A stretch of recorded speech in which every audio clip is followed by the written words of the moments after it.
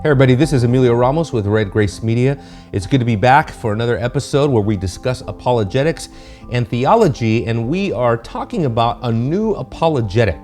And our culture today can be described not only as post-Christian, but in a real sense, we can describe what's happening in our culture today philosophically and religiously, spiritually, as a post-everything culture. And to find out exactly what that looks like and what that means, stick around for this episode.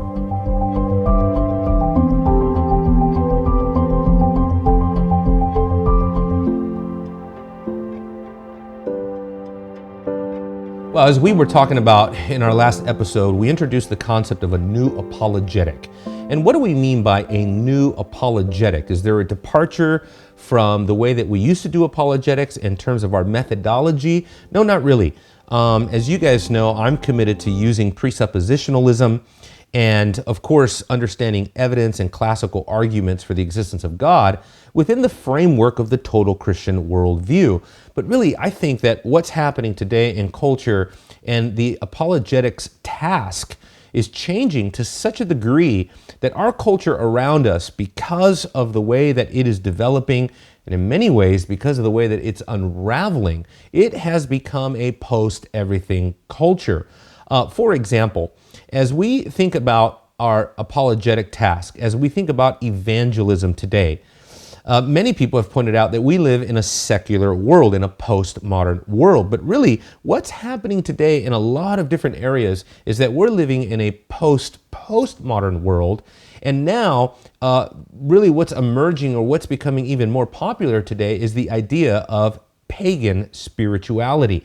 That's something that will illustrate. And so I'm going to play some clips and show you some different videos and give you some different examples of that very thing to show how, in fact, what is becoming more and more pervasive in the culture is this idea of paganism, where there's no distinctions. It's really a pantheistic sort of approach to the way that people see life, the way that people see themselves in relationship to creation. And so there's material here that I want to work us through, I want to walk us through as we think about what postmodernism is. Of course, postmodernism is this concept that we are to challenge everything that there is to challenge, that there's really no absolute transcendent morality, no absolute transcendent truth out there. You will hear people talk about capital T truth.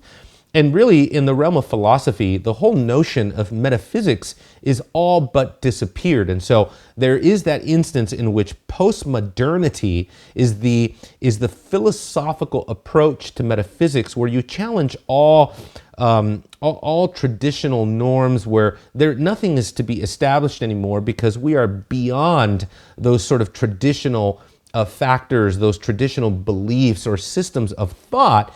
And now postmodernity seeks to deconstruct everything and to reconstruct it in light of a relativistic and existential philosophy ultimately. But what's amazing to me is that many people that are quickly realizing that postmodernity is sort of running out of steam are those that are,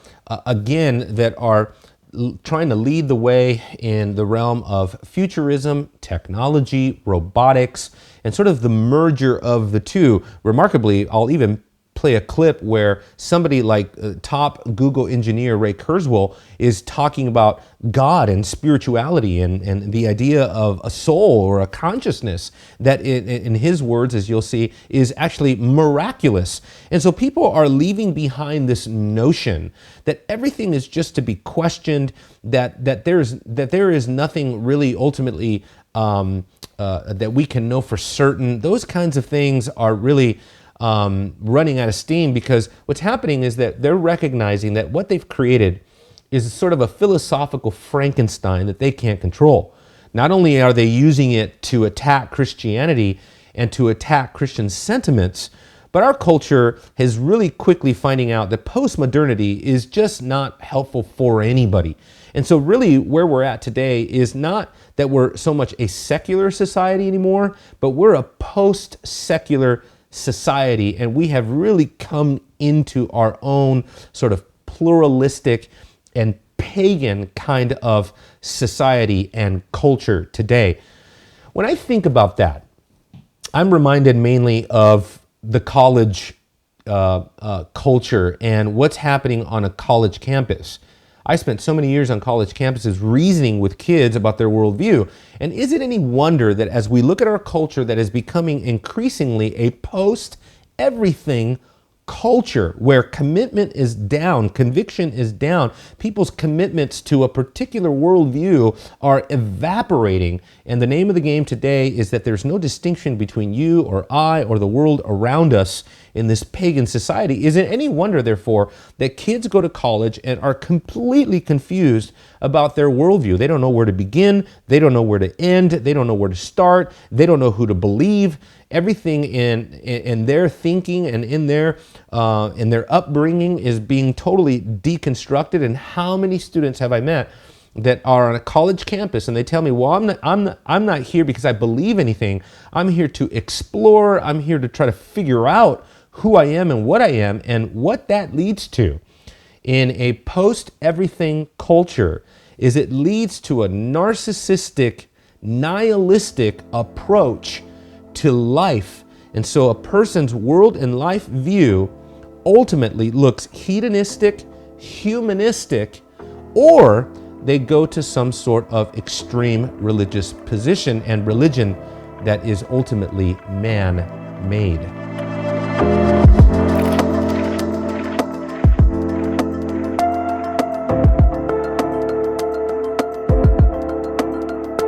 So the result of this kind of thinking is that usually what happens is that somebody will go either into total and complete hedonism, where they're no longer living for any sort of transcendental truth. They're not trying to abide by any religious code. They're not trying to live their norm or their lives by any sort of philosophical, moral, or ethical norms. Those things are gone. Those are concepts of the past. And now it's either that people just simply live in complete and total sensuality, or they go into some sort of extreme ideology by way of man-made religion, whether it's Islam or Buddhism or Hinduism or paganism. But at the end of the day, people will either look to move in the direction of completely abandoning morality at the philosophical level, and that impacts the way they live, of course, or they go into a life of humanism, where they seek to express that humanism through social justice or humanitarianism or politics or some kind of man-made religious system. This is what the world looks like when it comes apart. In a post-everything culture, we are quickly moving beyond the old categories of atheism, evolution, secularism. Really fascinating to see what's happening. If you're a student of philosophy and if you read the history of philosophy, it's amazing to see how belief systems sort of progress and how they develop and evolve over time. And in the 21st century, what's happening is as we move past secularism, as we become a post-secular world in a post-secular culture, people are no longer satisfied. Scientists, people that are engaged in technology are no longer simply satisfied with the concept that there is no God, that there is no soul, that there is no spirit, that there is no sort of spiritual realm, and evolution has become, even for the atheist community, has become unacceptable. It's become insufficient. It doesn't account for the way that they want to live, because they realize that people want something that is beyond them. There is, because of a God-given sort of innate quality of man, given man's anthropology, given man's constitution, because you're created in the image of God, man craves the transcendent. And evolution certainly does not provide transcendence. Materialism cannot provide anyone with a sense of transcendence. Atheism cannot provide anyone with a sense of transcendence. It just reduces to pragmatism and utility, which is, at the end of the day, just kind of a dead-end street, doesn't really give man any sense of advancement. It doesn't seem to give man any sense that something is aiding them in their spiritual odyssey, even in the area of free thinking. And this is why you have guys like Ray Kurzweil, who is the leading engineer at Google now and a committed futurist, somebody who advocates for radical transhumanist ideas, like living in a world where everyone has implantables and chips and things like that, where even he now is advocating for some kind of spirituality. Nothing mystical about, a neuron, and out of that comes a conscious entity. It's kind of a miracle. So I do believe in miracles. I think that's a spiritual property, and the fact that consciousness came into being is a deeply mysterious spiritual kind of revelation. So that's one attitude I have towards spirituality. And so just when you were thinking that Ray Kurzweil is a scientist, that he is committed to a concept like evolution, that he is a materialist of some sort, now he comes out with statements that are deeply religious, that are fundamentally spiritual, and that are even revelatory in nature. Now, this is not preparing us for Christianity, of course. That's not what's behind Kurzweil's statements or the statements of any other sort of person that's on this cutting edge sort of post-secular, post-atheist, post-evolutionary kind of thinking that is beginning to emerge. But what is emerging with that kind of thinking is nothing less than a full-fledged pagan pluralism, a pagan spirituality on the one hand, and a pagan sexuality. And those are really kind of the things that we need to talk about. The new apologetic needs to be prepared to bring to bear the theology of the image of God and the theology of eschatology. Because remember now, when we talk about eschatology, we're not just thinking about eschatology in, let's say, sort of the traditional sense of, well, we debate the nature of the second coming or the rapture, whether there is a rapture. We debate, things like pre, post, all-mill, positions on the millennium. That's not what we're talking about here in terms of your eschatology. In terms of your eschatology here, we're talking about the fact that eschatology teaches us that in fact we are spiritual creatures, that we are spiritual beings, that we have a soul, and that soul has an eschatological telos in front of it. And that eschatological telos is nothing that can be satisfied by or through technology. That technology will never be the means by which the human soul will advance itself into the next realm of existence.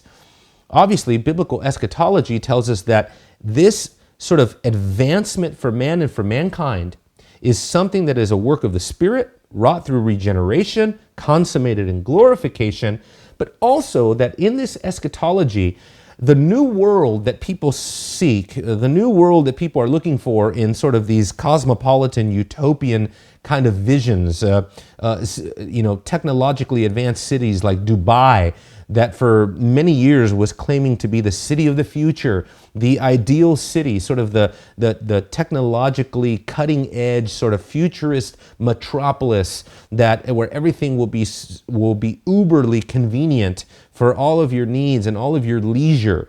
Now we know that Dubai, in fact, has become a random, reckless, chaotic kind of city, a concrete jungle that because of the entrepreneurs that have gone there, land developers and architects that have gone there, the city is now sort of chaotic and random, and it kind of has no rhyme or reason. And people are calling it really a disaster, an architectural disaster, let alone a utopian dream of some kind. But when you have people moving beyond these concepts of secularism, atheism, evolution, they're not moving in a spiritual direction for the sake of Christianity, but Christendom, of course, is something they'll give lip service only in the context or within the framework of pluralism. Christianity, therefore, becomes just one option on the religious table.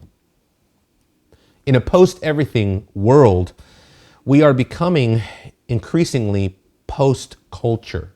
That is to say that, for example, here in the West, in the United States of America, what is our culture? What is the culture? If it's not a Judeo-Christian culture, what culture is beginning to formulate, to take shape in our world, in our society, in our neighborhoods, in our schools, among our children, among our college campuses? What is the identity? What is the cultural identity of the modern American society? It really is a subculture. It is a non-culture to some degree. And the reason why is because today there is this pluralistic contradiction where the whole experiment to coexist has failed. And instead of coexistence, what you have in today's culture is coexhaustion. People are simply tired. Philosophically, it's just getting worse and worse and worse as we digress into greater and greater degrees of globalism and pluralism and paganism. It is a strange deconstruction of culture altogether, where culture is not even achievable. There's nothing monolithic.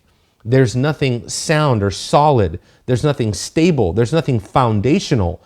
In a post-everything world, culture itself collapses.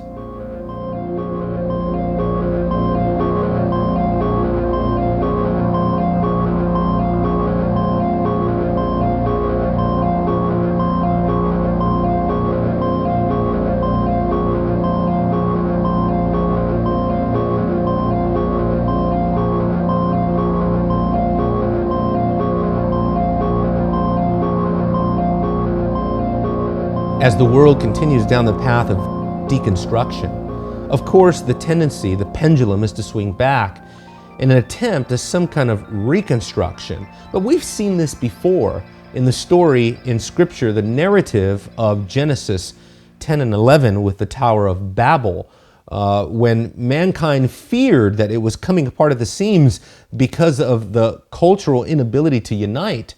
What ended up happening, of course, is that through an antichrist spirit, the world sought to unite, to preserve above everything else the identity, the fame, the glory, and the city of man. And so they built a city, they built a tower, and at the Tower of Babel, we all know how the narrative ends. All of these Babelites are united under one cause, one purpose, the ancient New World Order of sorts. And God comes down, confuses the language of the Babelites, and scatters the people across the face of the earth. And that is the tendency of the modern world. It will be that in the face of coming apart, there will be increasing cry, an increasing call for coming together. But that unity, as the history of Scripture tells us, whenever mankind on a cosmic level is pursuing some sort of universal identity under one umbrella of mankind, it is never Christian, it is always pagan, and it always incurs the wrath of God. But fundamental to a post-everything world, for our concern, is the fact that the world is becoming post-Christian. And in a post-Christian world, we can say that as we have gone from the days of Billy Graham to the days of COVID-19, the evangelical worldview, the Judeo-Christian worldview, is no longer the default position of the average everyday person that you meet on the street. It may be in certain pockets of, rural America, more traditional America, but by and large, when you go into the metropolises, when you go into the big cities, what you find in those urban areas is that because we've become such a pluralistic melting pot of ideas, of spiritualities, and of religion, even the word God has now been deconstructed so that no longer do people just automatically think of the triune God of Scripture. Now the word God can mean anything. It can mean nature. It can mean the universe. It can mean yourself. It can mean any one of the pagan gods of the East. It can mean Islam. It can mean that you believe in one of the pseudo-Christian cults. And so the word God is no longer a useful term for many unless we carefully distinguish it, carefully define it for our modern context in which we live. And that's part of the challenge of the new apologetic, is to ask people questions about what they mean specifically in terms of their idea of God. What God are they referring to? What God does their concept of an ultimate being, a supreme creator, what does that refer to exactly? And I think that's part of the apologetic task. Part of the apologetic task, to just kind of transition into a little bit of apologetics here. Of course, one of our aims in apologetics is to try to get people to be epistemically self-aware, to try to get people to be, in other words, philosophically honest, to get them to think about the nature of their worldview, the nature of their pre-commitments, the nature of their ultimate authority, the nature of where their ideas come from and how they formulate those ideas, and whether or not they have an actual rational basis for the things that they believe. Most people do not. Even more so, in a pluralistic society, even the old traditional polarities of the past, the old established world religions, Islam, Catholicism, Buddhism, Hinduism, these kinds of religions are no longer consistent and no longer are seeking to maintain their uniqueness. More and more, you are hearing in this pagan and pluralistic world that we live in, where the majority of Muslims are not committed Muslims. They're nominal. The majority of Catholics are not committed Catholics. They are nominal. And the majority of professing Christians today are not really committed Christians. Recent survey that was done, you can read this in one of Peter Jones' recent books that he wrote called Whose Rainbow, where he gives statistics that young college-age career evangelicals, now up to 40%, believe that same-sex marriage is legitimate in the eyes of God. This is what I mean by, even now, professing Christians are not committed to their creedal, confessional, and doctrinal statements. They're no longer committed to the basic tenets of Christianity. And for many, as long as you believe that God is a God of love and that God is a God of tolerance, that's all you need. And so for many people, the cash value of Christianity is reduced to loving people, which means you don't disagree with their worldview. You certainly don't confront them about their worldview. And you certainly don't confront people about their sexuality. You don't confront people about the nature of their ultimate commitment. You don't confront people about the validity or the lack thereof concerning their religious texts, whether they believe in the Quran or the Vedas or whatever. You don't attack a person's worldview anymore. And when we are not analyzing worldviews, we are simply accepting them, and we are allowing people's worldviews to go unchecked. And of course, your worldview will dictate how you live and ultimately dictate where you spend eternity. And that's why that matters.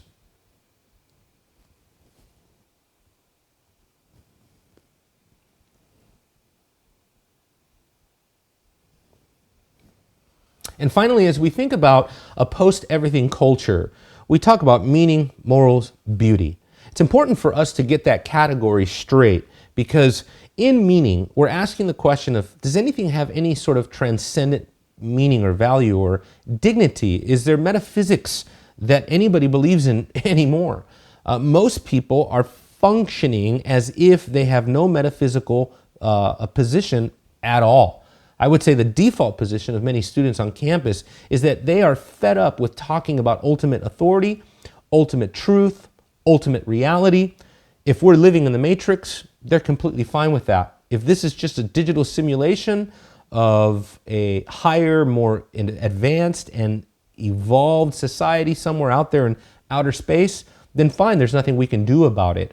But for many people today, they have simply surrendered the idea that life has any meaning whatsoever. As a non-Christian, what is evil? That's awesome.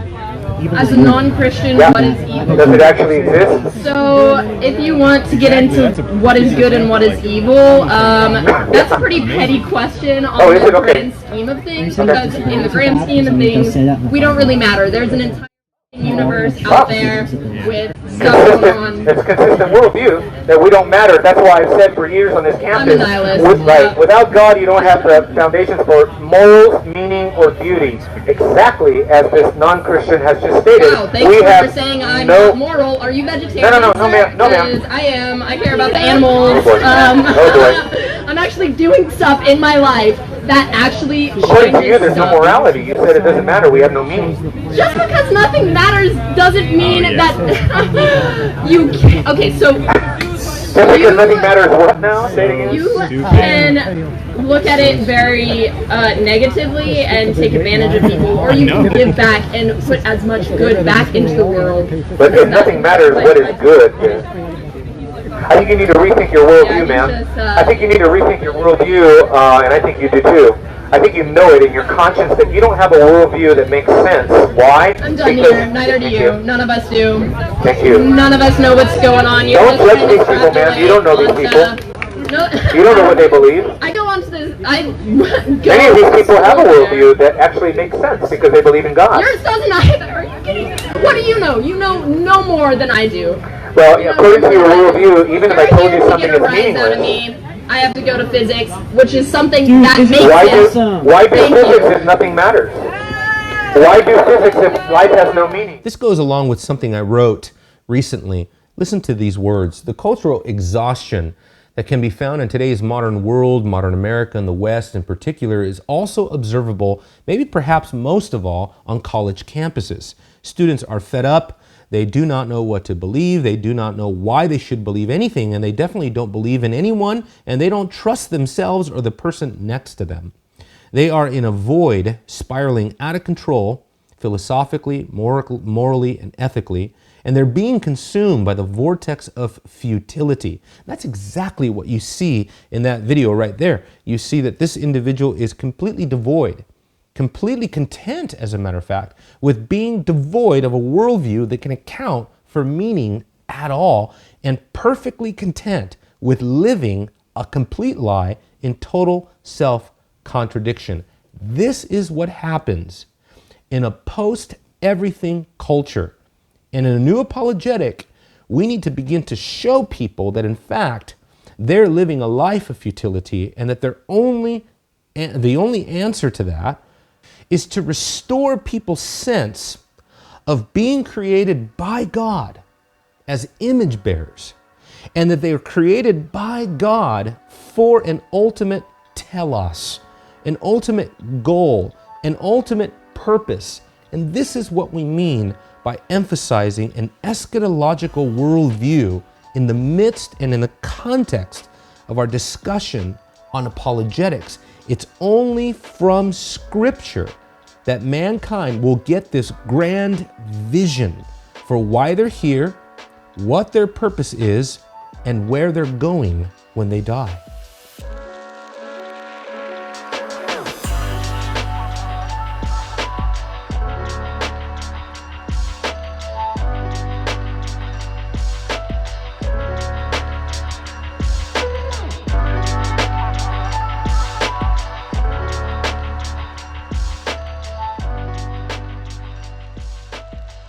Again, when meaning, morals, and beauty are gone, what fills the void except for a narcissistic, nihilistic hedonism? And that's precisely what's happening all around us. These are the characteristics of the modern man.